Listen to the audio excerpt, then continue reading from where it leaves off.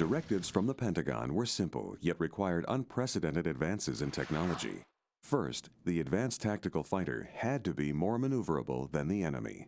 The ability to maintain the turn and burn or yank and bank or maneuverability that Northrop had been so famous for. That's the key element of a fighter aircraft. The ATF had to fly supersonic without using a gas-guzzling afterburner. The afterburners are nothing more than a device which pumps a huge amount of fuel behind the engine.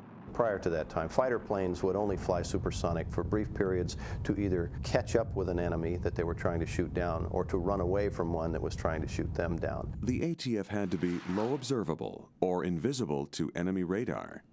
It primarily means building the airframe in such a way that the radar energy that hits it goes in some direction other than the direction it came from. The ATF also had to be reliable and maintainable in adverse situations.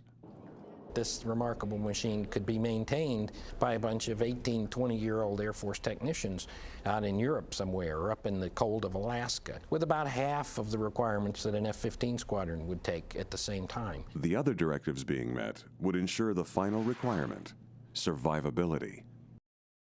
The motivation was to make an aircraft that would allow the pilot to perform his mission with a very high degree of safety, a very high probability that he could return to his family and to his home base in good condition. The requirements on the F-23 were far in excess of anything we designed to in the past. If we could get the technology for supercruise, stealth, and maneuverability in one package, it would be a quantum leap in fighter design.